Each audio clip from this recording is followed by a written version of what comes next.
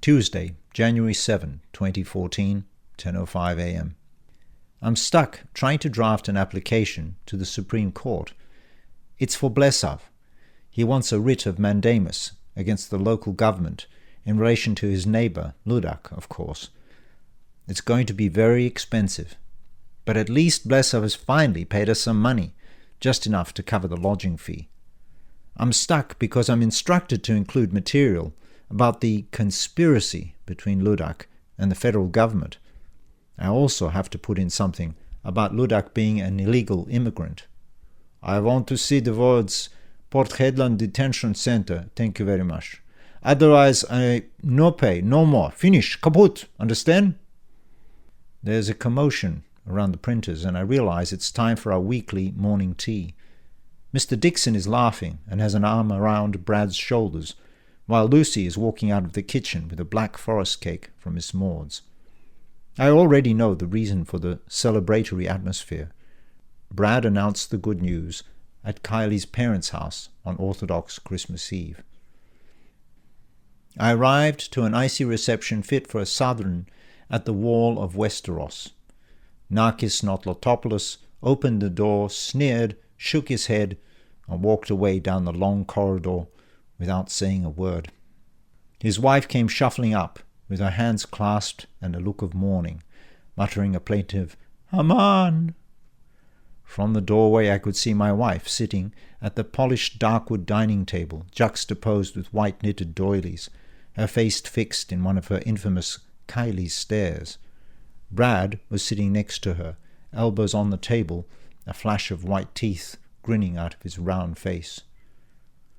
"You just missed the good news, buddy," he said as they got nearer. "I've been made senior associate. How about that? Pretty cool, huh? That's an extra 20 G's straight up." Kylie's face tightened even more.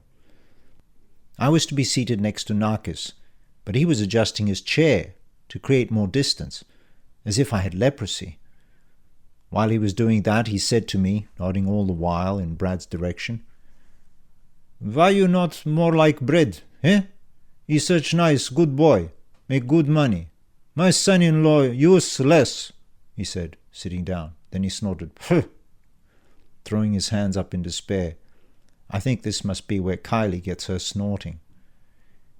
"Hey, Musaka, Daniel, you're so skinny." Tula had materialized behind me, glass oven tray in one gloved hand and a spatula in the other, trying to put a slice on my plate before I even had a chance to sit down. I could see my portion was going to be big enough to feed 3 people, and I also knew I'd have to eat it, even though I'm allergic to eggplant, as Tula well knows, and would inevitably break out in both a rash and the runs later that night. I was about to sit when Brad started laughing and pointing straight at my crotch. "XYZ!" Narkis rolled his eyes and face-palmed. The rest of the evening wasn't much better. 10:10 a.m. Lucy is looking at me sternly. I'm the only one in the office who hasn't joined them. I sigh, press save, then walk over to the group. As I'm leaving my computer, I hear a beep that tells me I've received an email. I hope it isn't Blesov, who seems to have worked out how to use email in the last few days, or Mrs. Caro, who likes to send me something every half an hour or so. Oh well, I'll check it later. As I get to the printers, I see that Brad is holding court with our 2 young legal graduates, Sonia and Lana. "Thought my new office was going to be really good. What with the river views and such," he says. "But now I actually find it's actually a total dud." "Oh, how so?" asks Sonia innocently. "Mainly it's this very bright light that comes on in the window in the afternoon, just after lunch." "That would be the sun," I whisper under my breath. "So bright I can't even have my nap," continues Brad. "You nap at work?" says Lana, her forehead twisting in consternation. "Yep, call it my beauty sleep. Every day, half an hour after lunch, without fail. For a while, I was thinking my old interior office was better because I could close the door, roll out the yoga mat and just have a good old snooze. But now I've worked out a plan," Brad says, raising both eyebrows a couple of times conspiratorially. He pauses for effect. "What kind of plan?" asks Sonia eventually. Well, I've moved all my bookshelves and cupboards against the windows. See? Problem solved. Okay, now some of the light still gets through, but it's so much better. It'll have to do until I get Sylvester's office. Sylvester Cox is the other partner. He is in his late 60s, although he looks like a centenarian or cadaver, depending on the day, and is going to retire sometime soon. Everyone knows that Brad is being groomed to take his place. There never was a Peters. Mr. Dixon added it to the firm's name because he thought it sounded better. By now, most of the staff are listening to Brad, and I see them exchanging glances that say, I would kill for an office with river views. Mr. Dixon, however, is listening intently to Justin, who, judging by the darting glances, is talking about my unpaid accounts. 10:30 a.m. Back at my desk, I open my emails. I see I have another one from Samir D'Souza, and I feel my pulse quickening as I open it. Dude, you didn't reply. I'm about to head off to Old Schweiz. The surgery is set for tomorrow. As soon as I can, I'll email you from the hospital using my phone. Be a good boy and check the emails back at the house. I won't be sending any more to your work, certainly not your house. Let's just say that would be even worse, eh? If you don't hear from me in a week, I've scheduled an automatic email which will send details of the clinic I'm at. Call and ask if Samir Maisomenos de Souza is alive. That's my full name. Introduce yourself as my nephew, Joao Suinho de Souza. They will tell you if I've kicked the bucket or not. I've listed you as my next of kin. If I'm a goner, print the profile included in my email. The same as before, but this time in Rio, please. Then I go to Plan C. Sorry to do this to you, but as they said in Star Wars, you're my only hope. So don't fuck it up. Are you even reading this? Send me a short reply. I'm printing off in half an hour.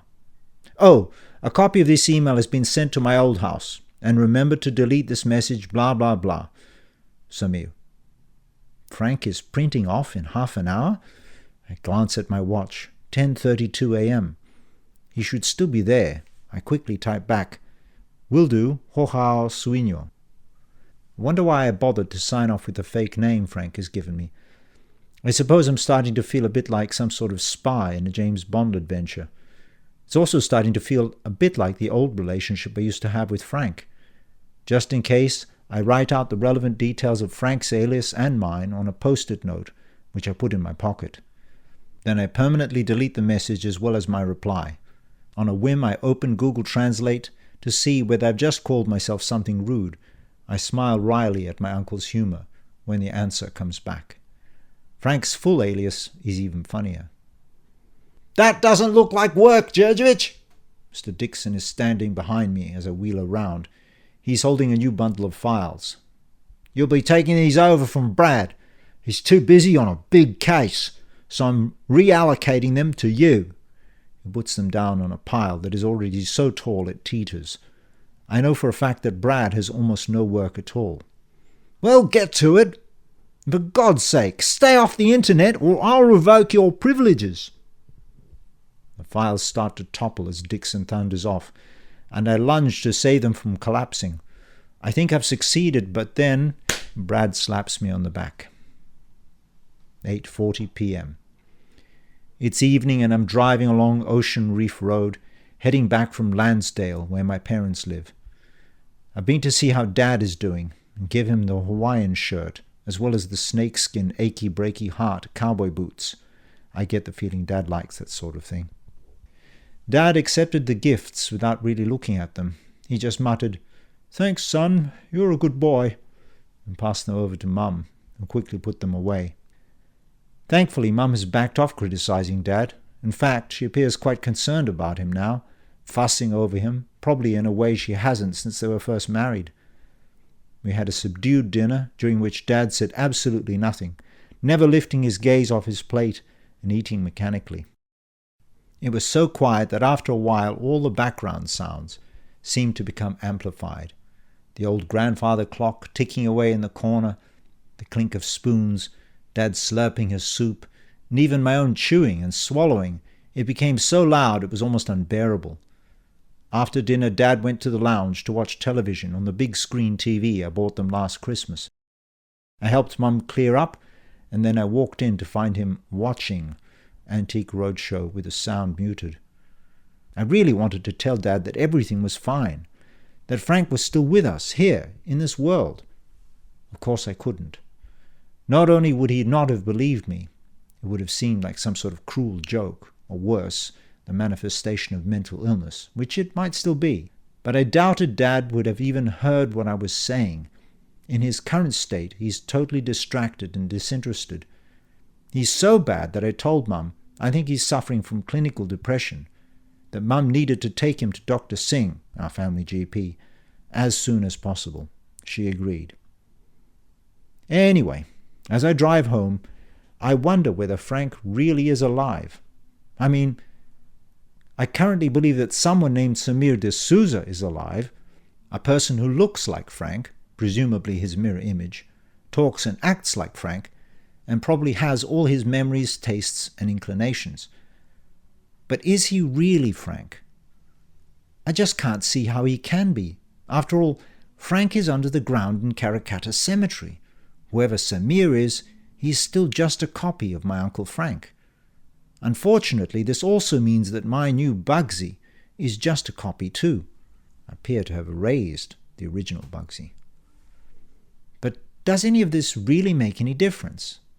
Frank, or Samir, certainly doesn't seem to think so. After all, he's only too happy to print himself from Perth and to Rio and on to Switzerland and back. And judging by his email, I doubt he's keeping the original copy of himself every time. I remember he said, "Let me know if you want the cat back. Please don't tell me you made another copy." Please don't tell me you made another copy. Frank would only say that in a critical way. It was a warning. Don't do it. And I can see why. Creating multiple copies of oneself or one's cat doesn't sound like an intrinsically good idea. But then again, neither is the idea of erasing your original self. Yet this is precisely what Frank seems to have been doing, long before he died at the Christmas barbecue. Judging by all the destinations on his computer, Frank has been globe-trotting for years, copying, erasing, and printing himself every time. That's like killing yourself repeatedly, isn't it? Okay, another you gets to go on living, with all your memories, character attributes, and physical characteristics, albeit in reverse. But this person isn't you. I can't imagine why anyone would ever want to do that. 8:48 p.m. I turn right onto Wanneroo Road. I know that there's a BP there on the left, and I'm running short of fuel. All this driving to and from Uncle Frank's hasn't helped. I step out at the pump, savour the cool breeze, smell the mixture of sea air and petrol. After I fill the tank, I walk into the station to pay. "That will be $48.95, please," says the Sikh attendant. I rummage through my pocket, pull out my MasterCard and put it in the FPOS machine. After a moment the attendant says, "I'm very sorry, sir. Your card is declined." I try again, same result. I pull out my Amex card and try the same thing. "Sorry, sir. This card is also declined." When I look up, the attendant is looking very concerned. I don't bother to try my usual savings account. I know it has only $5.80. So I move to one side to let him serve the other customers while I figure out what to do. I pull out my mobile, and he watches me nervously. He's expecting a runner, no doubt. In fact, I haven't the foggiest idea who to call. Dad? No way. Mum would have a fit. Kylie? She has the same bank cards as I do. Finally, and with the greatest reluctance, I call Brad. He owes me anyway. He still hasn't paid me for the watch I bought him to give to Kylie at Christmas time, and that cost $289. I try Brad at home, but there is no answer, so I call his mobile. After an interminable wait, it reverts to his message bank. Rather than leave a message, I try again and again. Finally, Brad answers. "Mate, what's up?" I hear someone giggling in the background. "What you been up to?" "I'm at a service station, Brad. I need a favor. For some reason my cards have been declined. Can you help me out? I hear more giggling. It's a woman's voice. It sounds like Kylie. Now isn't too convenient though, mate. Brad, I really don't have a choice, mate. I've filled my tank and I've got no money to pay for it. The Sikh attendant's eyebrows are raised and I can see he's listening. Where are you anyway? A suppressed giggle bursts into full laughter. It is Kylie. I'm at your place, dude. Popped in for a chat. Seems you went out with your folks. And yeah, okay, mate. Look, where are you now? At the BP on the left of Wanneroo Road going north, just after the intersection of Ocean Reef. By now I'm trying not to raise my voice, but it still comes out far louder than I intended. I'm even more irritated because it's obvious Brad is being distracted. His muffled voice says, "Stop him." When he pulls his hand off the receiver, I can tell he's suppressing laughter. Okay, okay then. Corner of Whitford's and Ocean Reef. No, corner of Wanneroo and Ocean Reef. Jesus, Brad, just get here already. Righto then. Be there soon, buddy. The line disconnects, and I put my phone in my pocket. The attendant nods in my direction. I smile weakly and say, "It's all fixed. My friend is coming soon. I'll just wait here." It occurs to me that I've never had to stoop so low.